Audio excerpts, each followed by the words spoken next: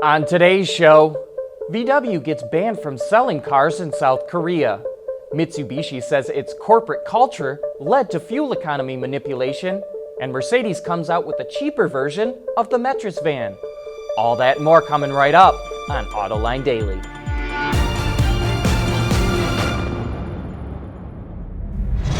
This is Autoline Daily for August 2nd of 2016.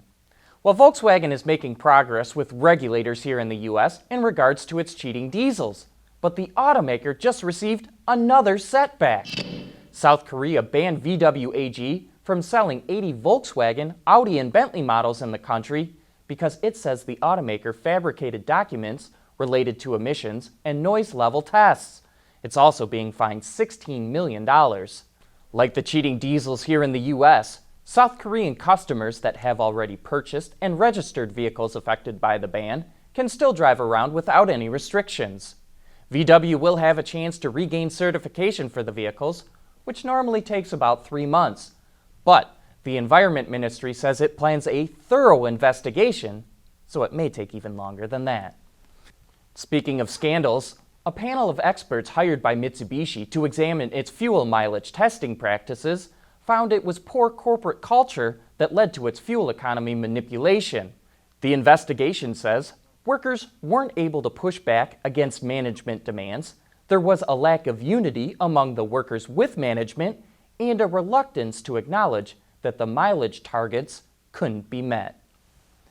Tesla CEO Elon Musk is a master at keeping the company in the public eye, and he's at it again. He confirmed on Twitter that an upcoming electric minibus, which is part of the company's second master plan, will be built on the Model X chassis.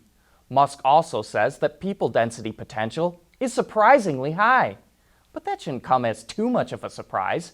You may remember that the Model X is one of the widest vehicles on the road today at nearly 7 feet. Still to come, Honda and BMW post strong quarterly earnings. We'll have that right after this. Autoline Daily is brought to you by Bridgestone Tires, your journey, our passion. Dow Automotive Systems, advanced materials that deliver better results. And by Lear, a global leader in automotive seating and electrical systems. Honda just reported its quarterly earnings, and while the results are a little uneven, they did beat analyst expectations. The company sold 1.2 million vehicles during the quarter, which is up nearly 6% compared to a year ago. The increase was fueled by gains in the U.S. and China, the two largest markets for Honda. But despite the increase in sales, its total revenue dipped a little over 6% to $32 billion. However, thanks to some cost cutting, Honda's operating profit jumped to $2.5 billion, which is a gain of 11.5%. But its net profit fell 6% to $1.6 billion.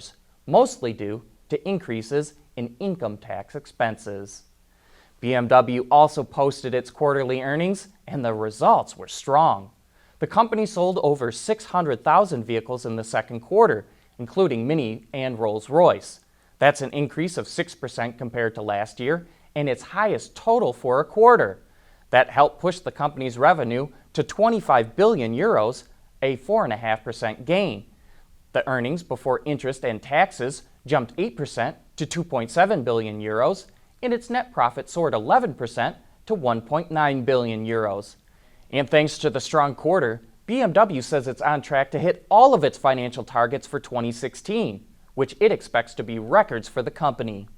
After looking at BMW and Honda's earnings, it just shows how profitable a strong luxury brand can be for a company. Despite selling half as many vehicles as Honda, BMW still beat the Japanese automaker in net profit. Coming up next, Mercedes comes out with a more affordable version of its Metris van. At Bridgestone, our engineers want to help make sure you're not stuck on the side of the road. Our revolutionary drive guard tires are engineered to take a puncture and drive up to 50 miles. Ready to go. Watch the Olympic Archer demo at BridgestoneTire.com. There's more car news and industry insight from the Autoline Network every day. Take a moment to click that subscribe button. You'll never miss another Autoline episode.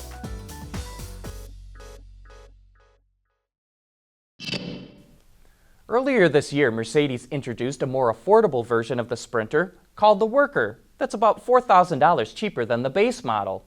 It was such a hit with customers, the company is now offering a Worker version for its Metris midsize van as well.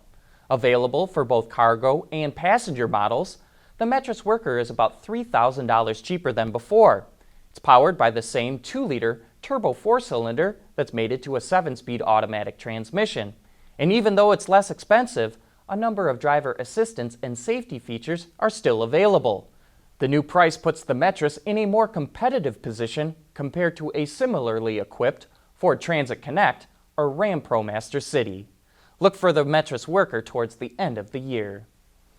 As we keep saying, autonomy could be the most transformative technology to hit the auto industry in 100 years. But more real-world tests are needed before the systems can be rolled out to the public. That's why Goodyear and the London School of Economics are teaming up to research how drivers will share the road with autonomous vehicles. Self-driving cars are programmed to strictly follow the rules of the road. But as we all know, there are situations when those rules need to be broken. So researchers will survey drivers from 11 European countries to understand how humans will interact with computers driving cars. For example, will autonomous vehicles need to be more flexible to adapt to human drivers, or will humans take advantage of self-driving cars that always follow the rules? Goodyear and LSE will release the results later this year. Hey, don't miss our coverage at the Car Management Briefing Seminars. John is interviewing a number of top leaders in the industry at the conference. So look for our coverage on our website, Autoline.tv, or you can find it on our YouTube channel. That wraps up today's show. Thanks for watching. Please join us again tomorrow.